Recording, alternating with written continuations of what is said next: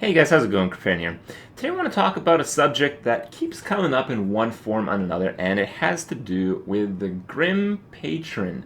This little card has caused a little bit of trouble. I'm the kind of person that, I don't play Constructed, but I follow Constructed. I'm curious what actually works, what doesn't, and how the game changes in the various aspects that it does with cards being introduced, with people realizing the potential of other cards, combos, or decks, or you get it, right? And I like to follow websites that basically regard, what kind of deck is the best one. And as it so happens, since the card Grim Patron had come out, Grim Patron has been the dominant deck with Grim Patron Warrior. And I have never seen a deck be more dominant as far as the professional Hearthstone scene is concerned as this one.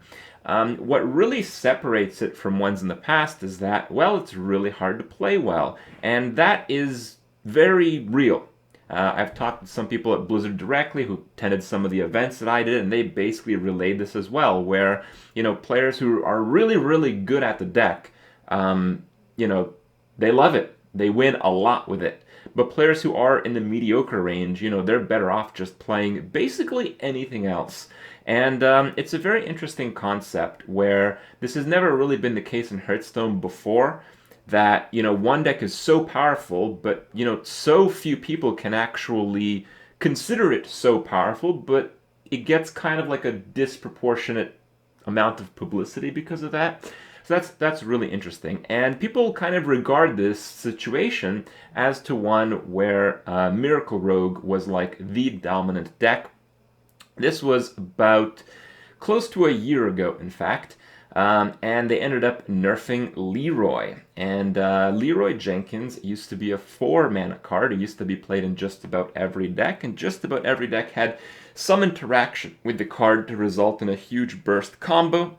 And Blizzard ended up nerfing the card, and I'll give you guys the reasons as to why that's so interesting. So let's go over that. Let's go over all the nerfed cards in the past year. Okay, so in the past year in Hearthstone, they have nerfed. Let's see. Okay, well, they're not quite on this list. But, okay, so in January, they nerfed Undertaker. Undertaker used to get +1/+1 when you played a card with Death Rattle. Now it only gains +1 attack, which seems pretty fair because, well, losing the game on turn 1 because you don't have a direct answer to kill an Undertaker, which you know will be impossible to kill at a later stage in the game, is really stupid. So I felt out of all the cards ever nerfed in Hearthstone, literally ever, the most deserving one was Undertaker. So thank you, Blizzard, for that one. In December of last year, they nerfed Flare. Flare used to cost 1 mana, and it was a really powerful card at 1 mana because often you would have 1 mana crystal just laying around so you could cycle your deck, so your deck could overall basically have 28 cards in it, and you could focus on the more aggressive cards in the deck. You could play a faster type of face game, and it was an extremely powerful card in a mirror. So it was kind of an auto-include deck that unnecessarily punished decks with secrets that tried to play against them. So it wasn't really fun, it wasn't really fair, and okay, it was okay to nerf that card.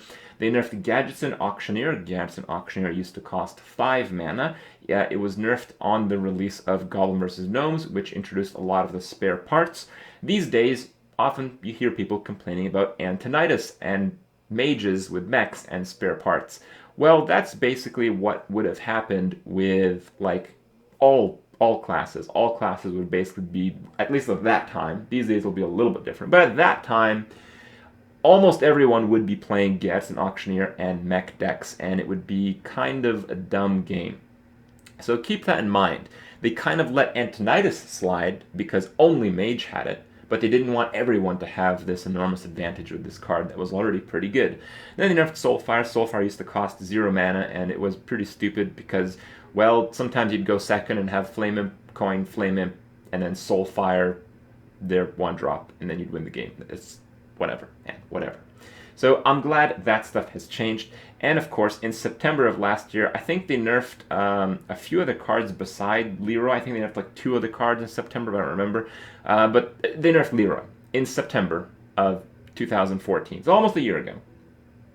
And one thing they did on this card that they really hadn't in many other cases. Like, they usually describe why they nerf cards, but it never really had such a elaborate explanation as to why Leeroy was nerfed from a 4-mana card to a 5-mana card. And for a card like this, that basically almost ruins it, by the way, because it's a card that you want as a finisher, that you want as a combo, that you want to play with other finisher cards on the same turn to multiply the amount of damage that you can possibly have. The reason they gave is Leeroy created a strategy that revolved around trying to defeat your opponent in one turn without requiring any cards on the board. Fighting for board control and battles between minions make an overall game of Hearthstone more fun and compelling, but taking 20 damage in one turn is not particularly fun or interactive. While I kind of agree that's true, I think the circumstance that leads to that situation should also be considered. They continue. This was occurring when Leeroy was used in combination with other cards like Power Overwhelming, Faceless Manipulator, Cold Blood, Shadow Step, and Unleash the Hounds, among others.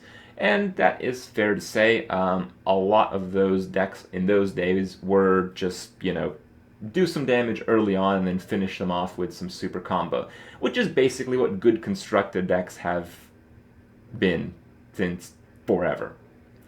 So people compared this situation and this explanation to the current situation that we're in with Grim Patron Warrior. The real thing that I think people kind of miss out on is the class part.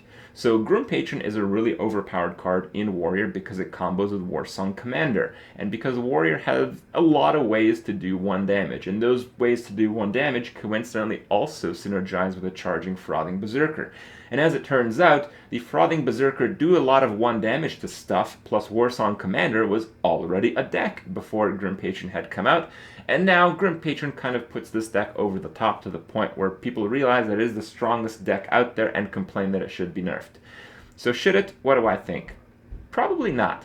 The main thing that people don't really consider is that, on one hand, it only applies to Warrior in this case. If it comes to the point where literally more than half the games are against the Grim Patron Warrior on ladder, they will probably do something.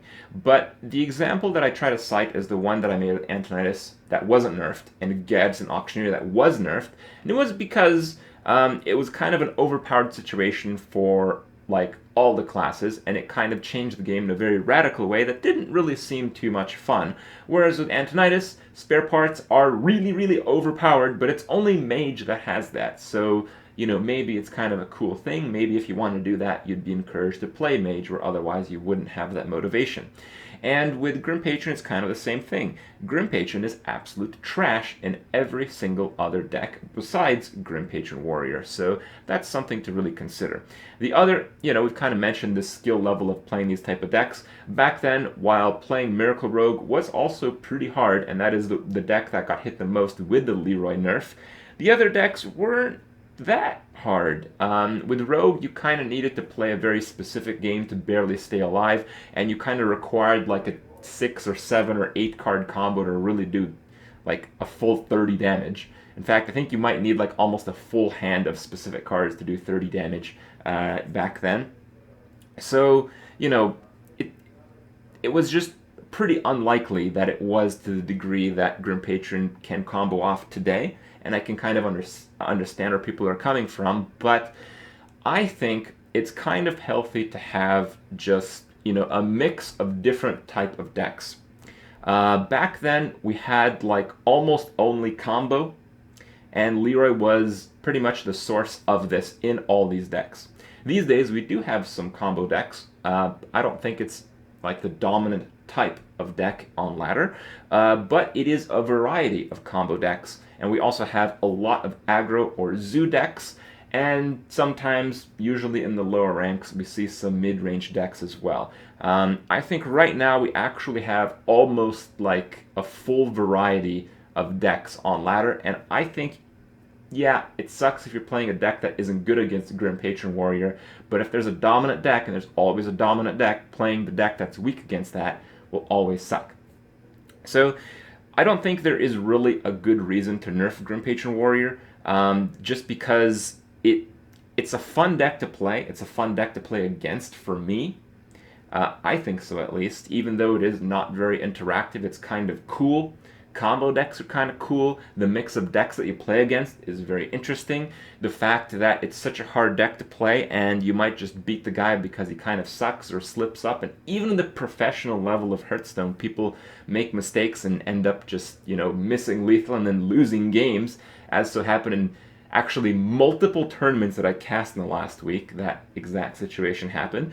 That it's cool. The fact that it's cool, I think, makes it kind of okay. The other aspect we really have to keep in mind is that Blizzard has literally not nerfed a card in about 6 months. In about half a year, they haven't nerfed a single card. Dr. Broom has somehow slid under the nerfs. Dr. Broom had, some of a reason to be nerfed, but these days with other decks that don't actually use Dr. Broom being more dominant, like Grim Patron Warrior, it feels like it's not even at the top of the chopping block. So it's something to consider. It looks like Blizzard is really, really anti-nerfs, so you can't really expect cards to be taken down in that fashion. The only argument that I feel is truly legitimate, and I think really was the case in the Leeroy situation back in the day as well, was that it kind of limits the kind of cards you can release. But I feel this notion applies to many, many other forms. So what do I mean by that? Well, if everyone is playing a combo Leeroy OTK one-turn kill type of deck and is just stalling out through the initial parts of the game, you can't really play mid-range decks against that. Mid-range decks will basically not have enough aggression to kick off the game.